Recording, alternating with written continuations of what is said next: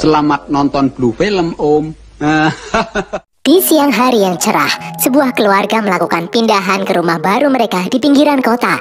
Dua orang anak, yaitu Mari dan Takeshi, kesal dengan rumah baru yang dipilih oleh ayah mereka yang bernama Inuyashiki. Rumah itu sangatlah kecil dan terletak di pojokan, sampai-sampai cahaya matahari pun tidak bisa masuk. Inuyashiki yang hanya karyawan swasta biasa, memang mencari rumah yang terjangkau oleh penghasilannya. Itu pun masih dia cicil sampai 15 tahun ke depan.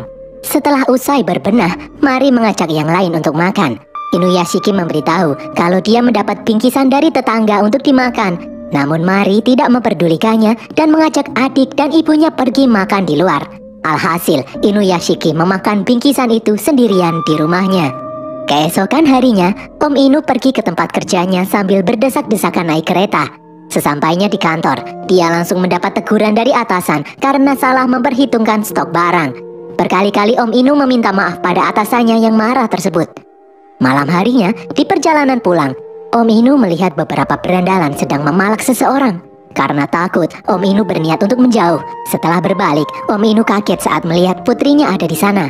Mari lalu menyebut kalau ayahnya adalah seorang pengecut. Di rumah, saat sedang merenung, Om Inu didatangi seekor anjing yang tersesat. Di dalam kertas yang ada di leher anjing itu, tertulis bahwa anjing tersebut bernama Hanako. Itu adalah anjing yang dibuang pemiliknya.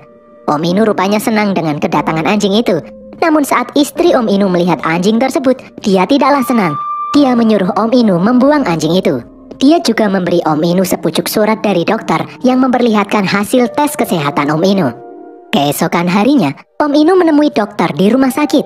Dokter itu berkata kalau Om Inu menderita kanker stadium 4 dan sudah menyebar ke seluruh tubuh. Dokter itu menyuruh Om Inu memberitahu keluarga tentang kondisinya saat ini, karena kemungkinan hidup Om Inu sudah tidak lama lagi. Di dalam rumah, Om Inu mencoba menghubungi istrinya, namun istrinya tidak mengangkat teleponnya karena sedang sibuk bekerja. Om Inu lalu mencoba menghubungi putranya, namun saat ini dia sedang dipalak anak-anak nakal dan tidak mengangkatnya. Om Inu kemudian mencoba menelpon Mari, namun Mari tidak memperdulikan telepon ayahnya dan menganggapnya itu tidaklah penting. Om Inu pun sedih, tidak tahu harus bagaimana. Malam harinya, saat Om Inu akan berkata mengenai keadaannya saat ini, dia malah dibentak oleh Mari karena masalah sepele. Istri Om Inu juga tidak peduli dengan apa yang ingin Om Inu katakan. Dia menyuruh Om Inu membuang anjing yang baru dia temukan. Om Inu lalu berjalan keluar rumah dan berniat membuang Hanako. Di saat Om Inu melepaskan ikatan Hanako, tidak disangka Hanako malah mengejarnya. Om Inu pun berlari menghindari kejaran Hanako sampai tiba di suatu taman. Ternyata Hanako tidak ingin berpisah dengan Om Inu. Di tempat itu, Om Inu melihat seorang pemuda yang sedang merenung sendirian. Lalu tiba-tiba seberkas cahaya terang dari langit mendekati mereka. Semakin lama, cahaya itu semakin dekat dan tiba-tiba terjadi ledakan di sana. Terlihat sosok makhluk alien yang kebingungan karena mereka telah membunuh dua orang manusia. Alien tersebut lalu melakukan suatu upaya untuk menghidupkan dua orang itu kembali. Pagi harinya, Om Inu pun kembali terbangun. Dia merasakan hal yang aneh di dalam tubuhnya. Dia bisa melihat dengan jelas tanpa menggunakan kacamata. Dia pulang dengan membawa Hanako sambil sembunyi-sembunyi. Di ruang makan, Om Inu melahap sup buatan istrinya. Dia kebingungan kenapa makanan itu tidak ada rasanya sama sekali. Om Inu lalu tiba-tiba merasa sangat haus. Dia meminum air keran banyak sekali. Di dalam kamarnya, Om Inu terkejut saat melihat lengannya mengeluarkan asap. Dia mengira kalau dia akan mati. Om Inu pun membuka bajunya. Saat dipegang, Om Inu merasakan ada sesuatu yang aneh di lengannya itu. Tiba-tiba muncul senjata mekanis yang keluar dari lengannya. Om Inu pun shock. Senjata itu menyemprotkan sup yang barusan dia makan hingga berceceran di dinding. Om Inu pun bingung dengan apa yang terjadi. Dia memegang kepalanya dan tiba-tiba kepalanya membelah. Dia melihat kalau tubuhnya kini terbuat dari mesin. Om Inu pun semakin kebingungan. Di dalam ruang kelas, Mari sedang sibuk menggambar di saat pelajaran berlangsung. Di ruangan itu juga terdapat seorang pria yang semalam bertemu dengan Om Inu di dalam taman. Dia bernama Hiro, sedang melamun. Hiro adalah teman sekelas Mari. Sepulangnya dari sekolah, Hiro datang ke rumah temannya yang bernama Ando. Di dalam kamarnya, Ando sedang sibuk main game. Beberapa hari ini Ando memang tidak berangkat ke sekolah karena dia muak dibully terus. Hiro lalu mengajak Ando untuk kembali ke sekolah, namun Ando tidak mau. Hiro lalu memperlihatkan sesuatu pada Ando. Dia menunjuk seekor burung yang terbang dengan jarinya. dan berkata, "Bang!" Seketika burung itu seperti tertembak dan jatuh. Ando pun terkejut melihatnya. Hiro lalu mengajak Ando masuk ke dalam parkiran mobil. Dengan kemampuannya, Hiro bisa menggerakkan mobil-mobil yang ada di depannya sesuka hatinya. Tidak cuma itu saja, Hiro memperlihatkan kalau dia sekarang bukanlah lagi seorang manusia. Dia memperlihatkan tubuh robotnya di hadapan Ando. Ando pun terpukau setengah ketakutan. Di tempat lain, di kantornya, Om Inu kembali mendapat teguran keras dari atasannya karena terus-terusan membuat kesalahan.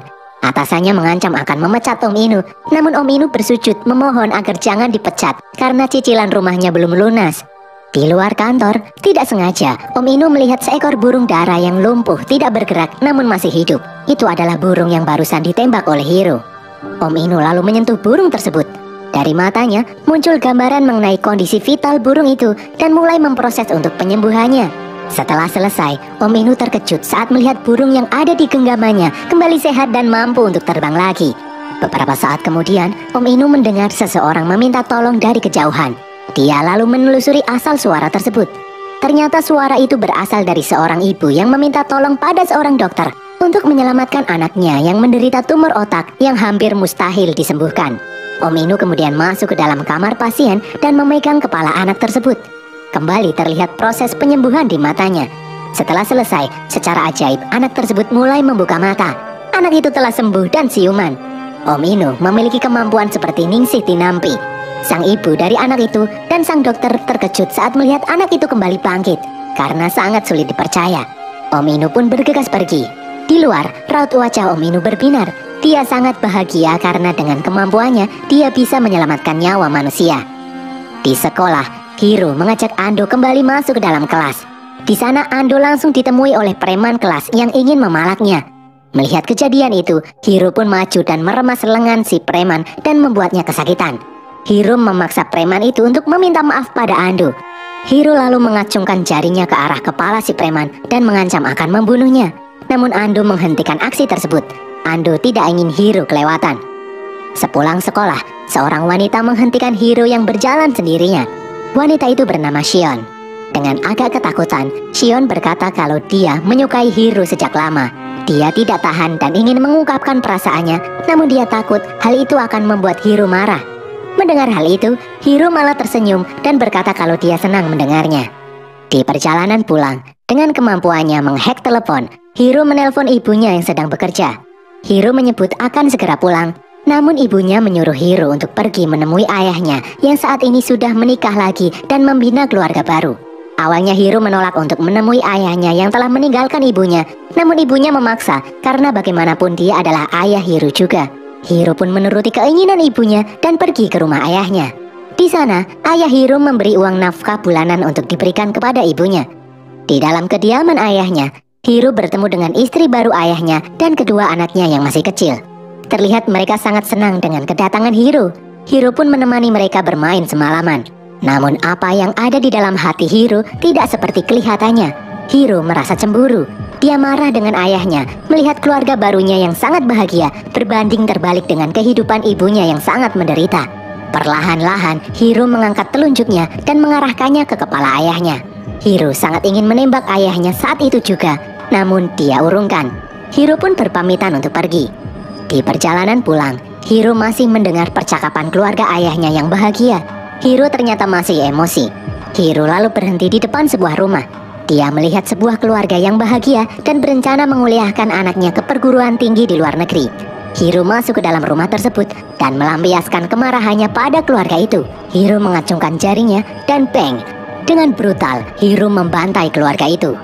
Di tempat lain, Om Inu yang sudah selesai menyembuhkan anak-anak pengidap kanker di rumah sakit mendengar suara wanita muda meminta pertolongan. Dia pun langsung berlari menuju sumber suara. Om Inu masuk ke dalam rumah tersebut. Di dalamnya, dia melihat seorang wanita yang tewas bersimbah darah. Om Inu berusaha menyembuhkan wanita itu, namun sia-sia. Dia tidak bisa menghidupkan manusia yang sudah mati. Om Inu lalu berjalan semakin dalam. Di sana dia melihat Hiro yang sedang berdiri di depan dua mayat yang tewas mengenaskan. Hiro lalu mengacungkan jarinya ke arah Om Inu dan bang! Om Inu pun terlempar dan tidak sadarkan diri. Dengan santai, Hiro pun beranjak pergi. Om Inu lalu kembali siuman dan melihat Hiro yang terbang ke angkasa. Keesokan harinya, Berita tentang pembunuhan satu keluarga itu pun menjadi viral. Di depan sebuah bank, Hiro menghack akun banknya dan mengambil banyak sekali uang cash. Hiro ingin memberi uang tersebut kepada sahabatnya, Ando. Namun Ando menolaknya. Ando curiga kalau Hiro adalah pelaku pembunuhan satu keluarga yang semalam. Ternyata Ando ketakutan melihat perilaku Hiro yang berubah drastis menjadi psikopat. Hiro sakit hati mendengar ucapan Ando. Dan di momen ini, Hiro terang-terangan mengakui kalau dia adalah pelakunya. Ando pun semakin ketakutan. Hiro berkata kalau saat ini dia lebih kuat dari siapapun dan melakukan apapun yang dia mau. Hiro menjelaskan kalau tidak akan melukai Ando dan akan melindungi Ando sampai kapanpun. Namun Ando yang kadung ngeri-ngeri sedap ada di samping Hiro menyuruh Hiro menghentikan kegilaan ini dan memutuskan untuk pergi. Ando menyuruh Hiro agar tidak dekat-dekat dengannya lagi. Hiro kemudian pulang menemui ibunya. Di sini ibunya berkata suatu hal yang mengejutkan. Kalau dia tidak bisa menemani Hiro lagi karena mungkin umurnya sudah tidak akan lama. Ibu Hiro menderita kanker pankreas dan sudah menjalar hingga paru-paru.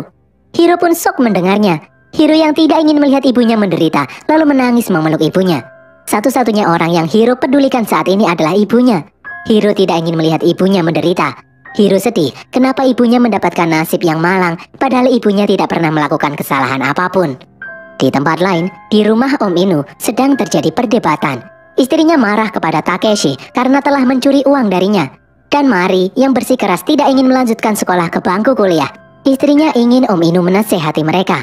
Namun, Om Inu malah memberi uang pada Takeshi dan berkata kalau Mari bebas menentukan hidupnya sendiri. Om Inu tidak pernah memarahi anaknya.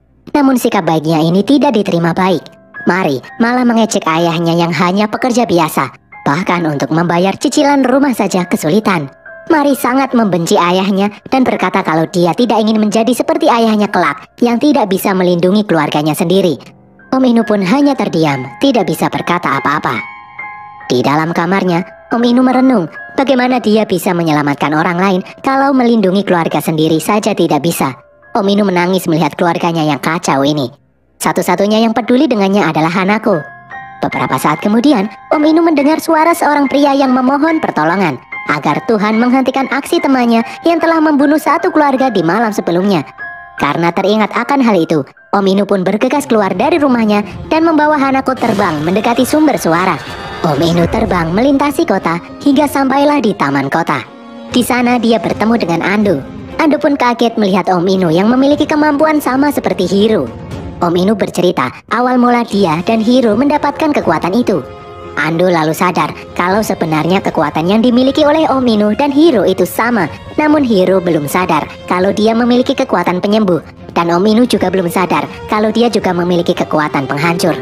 Ando lalu memohon Om Inu agar mau menghentikan aksi Hiro. Dia akan memberitahu semua kekuatan yang dimiliki oleh Hiro. Siang harinya, Ando mengajak Om Inu untuk berlatih menembak sebuah botol seperti yang biasa Hiro lakukan. Om Inu berusaha keras menguasai jurus Beng Beng hingga dia berhasil menggerakkan botol di depannya sedikit. Di tempat lain, Hiro mengajak ibunya memeriksakan diri di rumah sakit. Tidak disangka, ternyata dokter mengatakan kalau semua sel kanker di dalam tubuh ibu Hiro sudah hilang. Tanpa disadari, semalam sebelumnya saat memeluk ibunya, Hiro telah menyembuhkan ibunya. Di perjalanan pulang dari rumah sakit, tiba-tiba Hiro dihadang oleh beberapa polisi. Polisi itu mencurigai keterlibatan Hiro atas pembunuhan satu keluarga sebelumnya. Hiro pun langsung kabur dari kepungan polisi. Dalam pelariannya ini, Hiro membunuh beberapa anggota polisi. Hiro sempat tertembak, namun hal itu tidak berdampak apapun pada dirinya. Hiro kemudian terbang melesat ke angkasa. Di dalam sekolah, para siswa heboh melihat berita mengenai Hiro yang saat ini menjadi buronan karena membunuh satu keluarga dan beberapa anggota polisi yang viral di internet. Saat ini Hiro diburu oleh polisi seantero Jepang dan beritanya menyebar kemana-mana. Di dalam tempat parkir, Hiro yang sedang melihat siaran berita dari dalam otaknya ditemui oleh Shion yang tidak sengaja lewat tempat itu. Shion mengajak Hiro berlindung di dalam rumahnya. Di sana, Shion hidup bersama neneknya yang sudah tua karena kedua orang tua Shion telah meninggal karena sakit. Dan penyakit itu juga menurun pada Shion dan membuat hidup Shion juga tidak akan lama lagi. Di tempat lain, Om Inu yang akhirnya bisa menguasai tembakan Beng Beng merasa sangat kehausan karena energinya telah habis. Beberapa saat kemudian, dada Om Inu terasa sakit. Dia menyemprotkan kembali minuman yang barusan dia minum. Itu adalah minuman energi yang memiliki garam di dalam komposisinya. Om Inu juga teringat beberapa saat lalu saat dia memakan sup buatan istrinya. Tubuhnya juga kesakitan dan mengeluarkannya lagi. Ando lalu sadar kalau kelemahan Om Inu adalah minuman yang mengandung garam.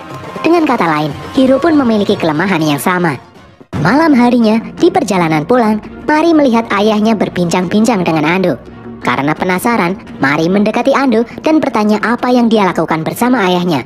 Ando pun kebingungan dan menjawab kalau dia dan Om Inu tidak ngapa-ngapain, mereka seharian cuma main Mobile Legends. Di kediaman Shion, Hiro melihat ibunya yang diwawancarai oleh wartawan dengan pertanyaan yang memojokkan dan membuat ibunya ketakutan. Di kolom komentar, banyak sekali orang yang mengecam ibunya dan memberitahu khalayak alamat tempat tinggal ibunya. Hiro pun menangis, tidak tahan melihat ibunya yang ketakutan seperti itu. Lalu tiba-tiba muncul berita yang menyebutkan kalau ibu Hiro baru saja ditemukan tewas karena bunuh diri. Hiro pun terdiam dan emosinya memuncak.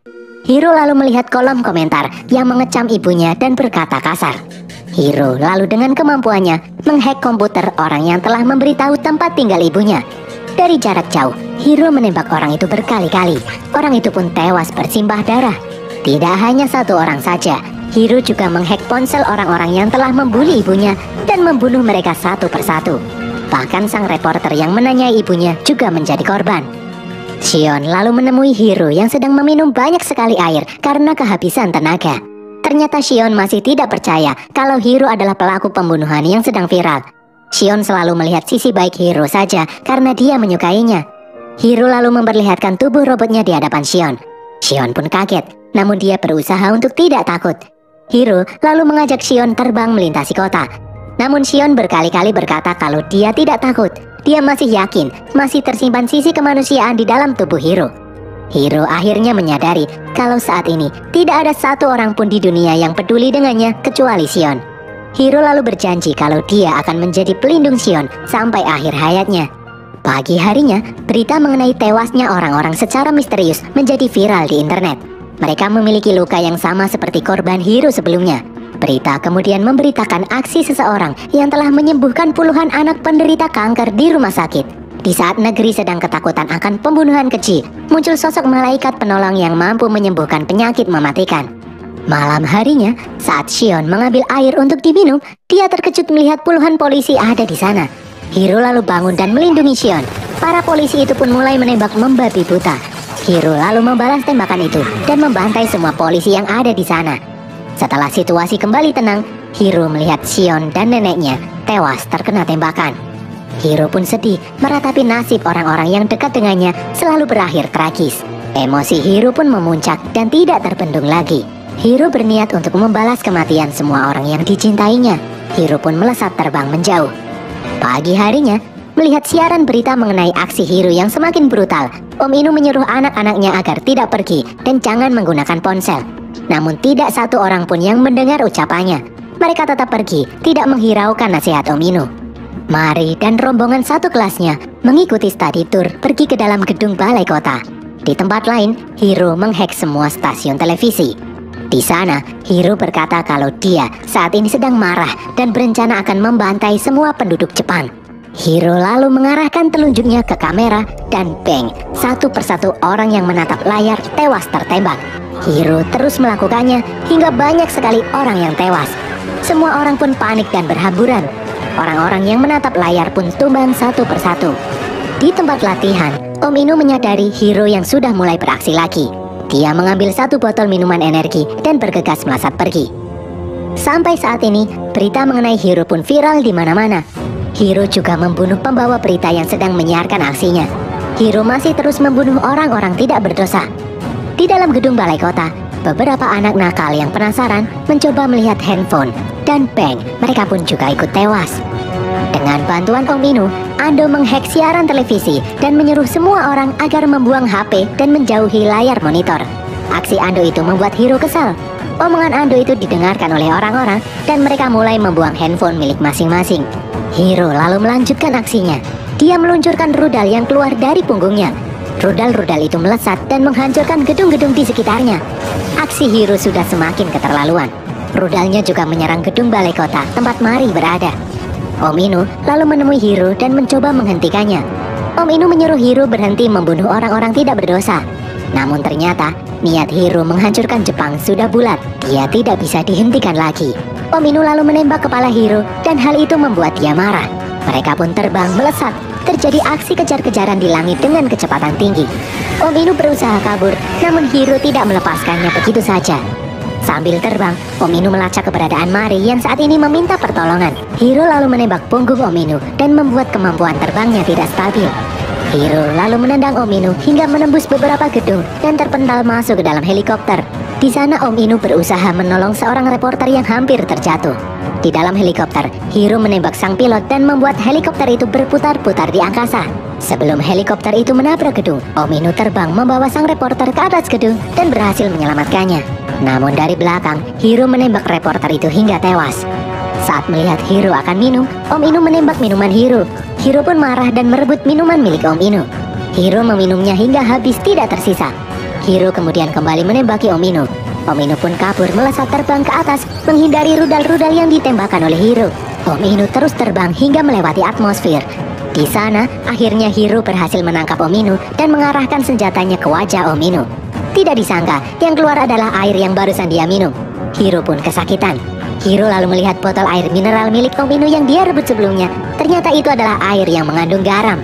Melihat kesempatan ini, Om Inu lalu mengarahkan senjatanya ke arah Hiro dan menembaknya.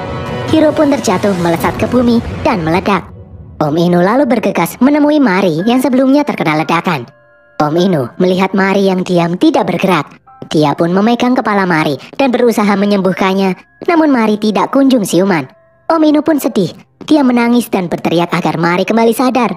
Lalu secara ajaib, Mari berangsur-angsur siuman. Dia masih hidup. Om Inu lalu melanjutkan untuk menyembuhkan luka di tubuh Mari. Setelah selesai, Om Inu pun kembali bahagia dan memeluk Mari. Tiba-tiba dari belakang sesuatu menendangnya. Itu adalah Hiro yang masih hidup. Hiro lalu membunuh setiap orang yang ada di sana. Di saat Hiro akan membunuh Mari, Om Inu melompat mendorong Hiro. Namun serangan Hiro masih mengenai dada Mari. Hiro yang marah membanting Om Inu dan memukulinya. Om Inu lalu kembali menghentikan aksi Hiro yang akan membunuh Mari. Hiro lalu kembali memukuli Om Inu dan membantingnya hingga kepala Om Inu terbuka. Mari pun kaget melihatnya. Hiro lalu mengambil sebuah potongan baja dan memukuli kepala Om Inu berkali-kali dengan baja itu. Mari pun merasa kasihan melihat ayahnya yang menderita. Hiro kemudian membawa Mari ke tepian gedung. Hiro mencekik Mari dan bersiap akan menjatuhkannya dari ketinggian. Om Inu memohon kepada Hiro agar tidak melakukannya. Namun Hiro yang kejam itu tetap melempar Mari. Om Inu pun marah. Tubuhnya bereaksi. Dia melesat memukul Hiro. Tidak disangka, tubuh Om Inu mengeras dan membuat tangan Hiro hancur. Pukulan Om Inu juga menembus tubuh Hiro dan menghancurkannya.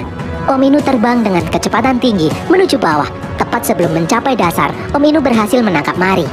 Di bawah, Om Inu lalu memeluk dan menyembuhkan Mari. Mari pun berhasil sadar kembali. Mari berterima kasih kepada ayahnya yang telah menyelamatkannya. Om Inu lalu kembali terbang ke atas menyelamatkan orang lain yang masih terjebak. Mari tidak menyangka ayahnya sekuat itu. Seminggu pun berlalu, pihak pemerintah Jepang menganggap kalau Hiro sudah mati dan kasusnya telah ditutup. Di dalam rumahnya, istri Om Inu dan Takeshi penasaran siapa orang yang telah menghentikan teror Hiro, namun tidak dengan Mari. Meskipun kelihatannya ayahnya adalah orang yang lemah, Mari mengetahui kalau ayahnya lah yang telah menyelamatkan semua orang. Di dalam kamarnya, Ando terkejut saat melihat Hiro ada di sana. Bukannya takut, saat ini Ando malah senang melihat Hiro yang masih hidup. Ando ingin Hiro kembali menjadi remaja yang ceria seperti dulu lagi. Ando lalu mengajak Hiro untuk memainkan game terbaru yang baru saja dia beli. Saat Ando menoleh, dia melihat Hiro sudah tidak ada di sana.